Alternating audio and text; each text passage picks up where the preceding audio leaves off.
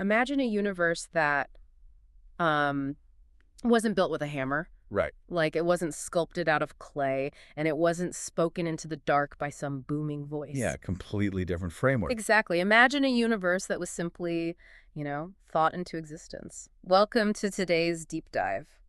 Today we're looking at the Hopi universe. And in this tradition, matter doesn't create mind. Mind creates matter.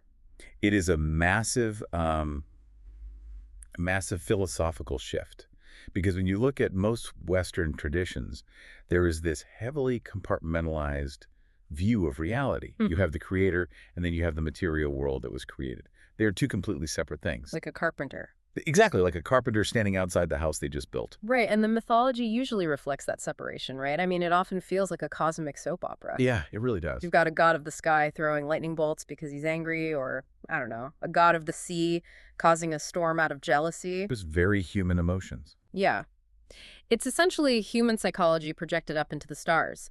But the sources we are deep diving into today, which focus on Hopi cosmology, they completely dismantle that architectural blueprint. They absolutely do. Hmm. We are exploring a concept that is buried at the absolute heart of the Hopi tradition, which is the primordial mother. Uh-huh. But what is crucial to understand right from the start is that she is not presented as just another character in a crowded pantheon. Right, not just another god on a throne. No, not at all. She is presented as the very condition that makes existence possible. Wow. Yeah.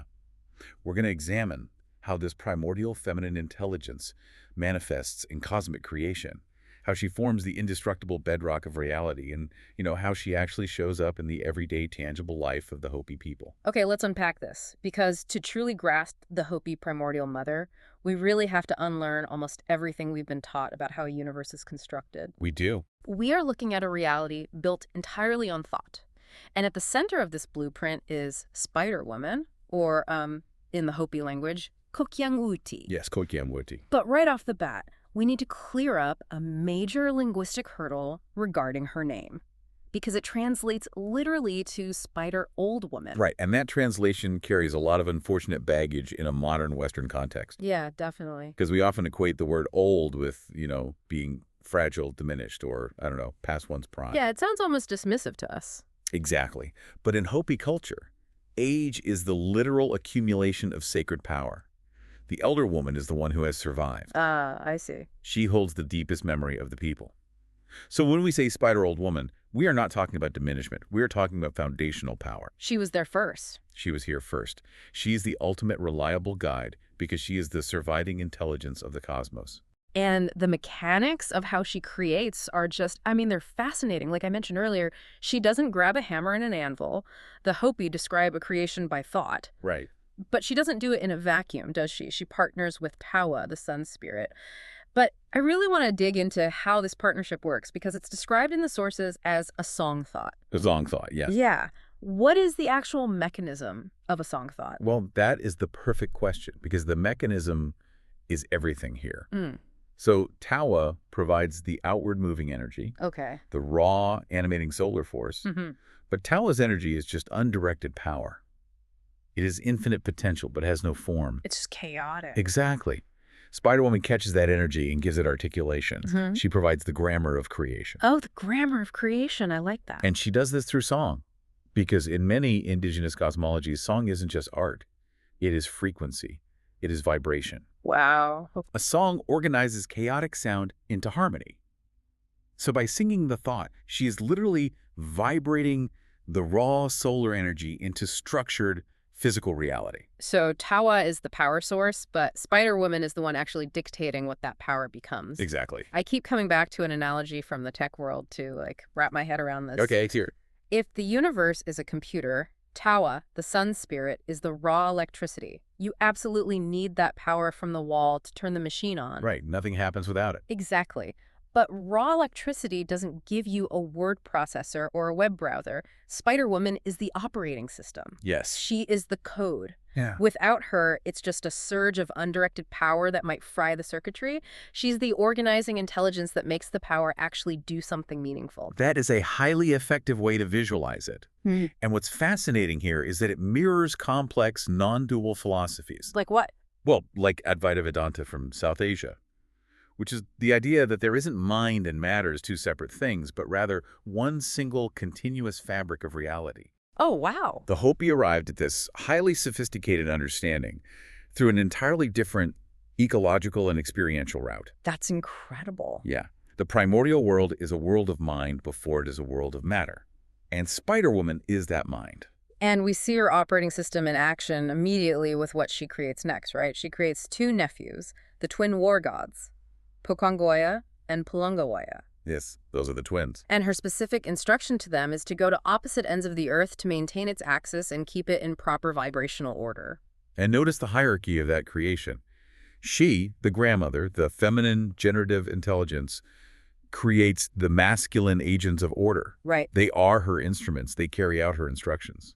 That feels like a massive cosmological rule being established. The masculine ordering principle, the force that locks the axis in place, is entirely downstream from the feminine generative principle. Intelligence precedes force. Precisely. And this isn't a political statement. It's an observation of how reality actually functions. Well, force without prior intelligence is just chaos. It's a hurricane. Yeah. The feminine generative intelligence must set the parameters, the code, before the masculine ordering force can stabilize them and lock them into place. Okay, but if Spider-Woman is this active intelligence weaving the cosmos together with song thought, what is the actual thread she's weaving? Good question. Like, what is the raw material she's working with? Because that brings us to a second facet of the primordial mother, a figure who represents the absolute, enduring foundation of existence. Huruing-Wuti. Yes. Huruing-Wuti translates to the hard beings woman. Okay. If Spider-Woman is the flowing relational intelligence of the web, the active software, to borrow your analogy, Right. Huruing-Wuti is the austere primordial bedrock. She is described as existing even before the generative phase of the universe begins. So she's older than the creation process itself. Yes. She is the permanent ground of being out of which Spider-Woman's weaving can even take place. Here is where the sources presented something that feels a bit, paradoxical to me. Oh. The texts describe Huruing-Wuti as dwelling in the primordial ocean. She sits in the deep, unformed water before the world takes shape. But simultaneously, she is fiercely associated with the hardest, most indestructible materials on Earth. Right. Things like shells, coral, and especially turquoise. Exactly. How can she be the formless, flowing ocean and at the exact same time be the hardest turquoise rock? It absolutely sounds like a contradiction until you look at what the deep ocean and the hard stone actually share in common. Which is? Permanence. Think about the surface of our world. It is constantly changing. Forests grow and burn. Animals migrate. The seasons shift violently. Yeah, it's always in flux. But the deep abyssal ocean, it just is. It is the unformed, unchanging source. Oh, I see. And the turquoise, or the shell, they represent the crystalline clarity of pure being that persists when all the soft organic things die and dissolve away. That's beautiful. Huruing-Wuti represents that unshakable reality, the substance of permanence that is completely unbothered by the rapid, chaotic changes of the surface world. Oh, that makes so much sense. So if we stick with our tech analogy, Let's do it. if Tawa is the electricity and Spider-Woman is the operating system weaving the software, well, Huruing-Wuti is the motherboard. Yeah. She is the physical silicon, the gold plating. She is the deepest, most unchangeable hardware that simply exists so the rest of the system has a place to run. Exactly. She is the condition of creation. You cannot weave a web in thin air. You need a solid anchor point. Right. Huruing-Wuti is that anchor. So when a Hopi ceremony needs to invoke something deep, durable, and unshakable, when they don't need the flowing connections of the web, but the bedrock certainty of what simply is, they invoke Huruing-Wuti. Okay, so we have these massive macrocosmic concepts. We've got the operating system of the universe and the indestructible silicon bedrock of reality. But if I'm an everyday Hopi person living in the physical world, how do I actually interact with that? You can feel very distant, right? Yeah. It sounds so vast and abstract, but what the sources reveal is this beautiful scaling effect. We go from the edges of the universe right into a newborn baby's crib, and this is where we meet the Corn Mother. Yes, the Corn Mother is how this tradition bridges the immense gap between grand theology and daily physical survival. Right. In the Hopi tradition, corn is not just a staple crop or carbohydrate. It is the living embodiment of the sacred covenant between the divine feminine, the earth, and human beings. The mechanics of how this is introduced to a human life are just stunning to me. When a Hopi child is born, they aren't just wrapped in a blanket and put in a bassinet. No. They are presented with a perfect ear of corn called a nakvuta. And the sources emphasize this isn't merely a symbol of food, it is considered their ceremonial mother. Literally, yes. It's a literal spiritual guardian that stays with the newborn for the first 20 days of its life, while the child is kept completely out of the sunlight. And we have to ask why they are kept in the dark for 20 days. Right. Why 20 days? In Hopi belief, a newborn is still in a liminal space. They haven't fully transitioned from the spirit world into the harsh physical reality of the human world. Ah. The Nakvuta, the corn mother, serves as an anchor during that incredibly vulnerable transition. Which is brilliant psychology. From the very first moments of your life, your ultimate guardian is not an invisible, abstract deity in the sky. No. Your guardian is the earth itself, physically resting next to you in the form of food. It establishes an immediate, tactile relationship with the feminine intelligence of the planet. And then the mechanism of the 20th day is profound. There's an incredibly specific presentation ceremony. How does that work? The maternal grandmother takes the baby and the ear of corn out at dawn to present the child to the sun for the very first time. You have this vital triad. Okay, what are the three parts? The human maternal lineage holding the child, the earth mother in the form of the corn, and the solar witness, the sun. It's a fractal. A fractal, exactly. Yeah. A fractal is a mathematical pattern that repeats itself exactly at every single scale. You can zoom all the way out to the beginning of time, and you see Spider-Woman weaving the cosmos with the sun spirit. Yes. You zoom all the way into a single Tuesday morning, and you see a grandmother holding a baby and an ear of corn in the sunrise. The massive cosmic primordial mother scales down perfectly into the palm of a baby's hand. It really does. It ensures that from literally day one, a human being understands they are in an active, physical relationship with the earth. And that reciprocal relationship saturates every single mundane task of their life. Right. Take the use of corn pollen, or nuvamungwe, and the daily grinding of cornmeal. Right. When Hopi women traditionally grind corn, it is not viewed as a household chore. It is accompanied by specific, harmonizing songs. It is a communal, sacred activity. Because by grinding the corn, you are doing exactly what Spider-Woman did with the sun's energy. You are taking the raw potential of the earth and using your intelligence and song to transform it into sustenance. You are actively participating in the mother's generative intelligence. Precisely. You are keeping the web woven. But there is a heavy catch to all of this. It usually is. The corn mother gives life and sustenance, but that gift is entirely conditional. There is a strict covenant of reciprocity. And to fully grasp the weight of that covenant, we have to look at the Hopi concept of the four worlds. Right. The Hopis understand themselves to be currently living in the fourth world, which is called Tuwakachi. Humanity has already passed through 3 previous worlds. Yes, 3 destroyed worlds. And each of those previous worlds was physically destroyed. The sources list the methods of destruction as fire, then ice or freezing, and then a great flood. But why were they destroyed? It wasn't random natural disasters. It was because human beings failed to live in accordance with the cosmic order. They forgot their covenant with the divine feminine intelligence. And the physical memory of that harrowing journey through the destroyed worlds is literally built into their sacred architecture today. The kiva, right. Yes. If you look at a kiva, which is the underground ceremonial chamber used by the Hopi, there is a small hole in the floor called the sipapu. Okay. It represents the physical place of emergence from the lower destroyed worlds into this current one. It's a womb image. The earth is the body of the mother, and moving from one destroyed world to the next is a birthing process. That's exactly how it's viewed. She receives the people who still remember the covenant and gives them new life in a higher world. The sipapu is the umbilical cord connecting the present world to the worlds below. The mother goddess isn't just relegated to old stories. She is architecturally encoded into the floorboards where the most important conversations with the divine take place. So what does this all mean? Let's look at the mechanics of those previous worlds being destroyed. We hear about floods and fire, and it is so easy for someone from a Western background to hear that and immediately think of the Old Testament. Oh, absolutely. We think, oh, an angry God looking down, seeing sinful humans, and actively deciding to punish them with a flood. But based on these sources, that's entirely missing the mechanism of how this universe operates, isn't it? Completely. If we connect this to the bigger picture of a universe created by thought, it changes how we view consequence entirely. How so? The primordial mother does not punish those who break the covenant. She doesn't have to. It's just the physics of a relational universe. Wait, I have to push back on that a little bit. Calling it physics feels a bit, I don't know, clinical, Okay. maybe even a bit secular for a deeply spiritual ancient tradition.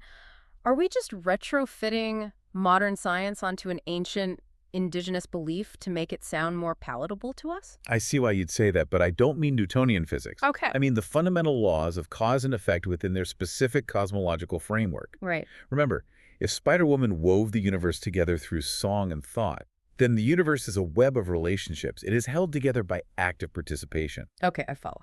If a civilization stops reciprocating with the Earth, if their thoughts and actions become selfish, creating internal conflict, they aren't just breaking a moral rule. They were literally unweaving the fabric of physical reality. Ah, I see. Because mind creates matter. Exactly. So if the collective mind of humanity becomes corrupted by internal conflict, the physical matter of the world loses its cohesion. It literally falls apart into fire or flood. Exactly. A tree doesn't punish a branch by letting it fall off if the branch stops drawing water. The connection just fails. Wow. The web simply cannot hold what is no longer woven into it. A civilization that loses its spiritual attention to the generative intelligence of life naturally creates the conditions of its own physical dissolution. That is profound. It's not a wrathful punishment from above. It's the natural consequence of a failed connection. Yes. And the Hobis live in an environment that constantly reminds them of how fragile that connection is. They have lived for 1,000 years in the mesa lands of northeastern Arizona. A very difficult place to live. Yeah, it is a harsh, highly elevated, dry desert environment. They practice dry farming, meaning they have no irrigation. They rely entirely on the moisture that falls from the sky as rain and snow. Which is unpredictable. Totally. They are growing corn in conditions most modern agriculturalists would look at and declare absolutely impossible. It's an environment that leaves zero room for human arrogance. The Hopi understanding is that the corn only grows because the farmers pray correctly, tend the soil with perfect attention, and maintain their reciprocal covenant with the corn mother and the rain spirits, known as the Kachinas. And the Kachinas are the essential middle step here. If the Hopi are entirely dependent on rain in a desert, how do they physically bridge the gap between their prayers on the ground and the moisture up in the sky? Right. The Kachinas are those divine spirit beings who visit the Hopi mesas to bridge that gap. There are hundreds of them, but the feminine Kachinas perfectly embody this law of reciprocity we've been talking about. Yes, you have figures like Hahaiwuti, the paramount mother Kachina.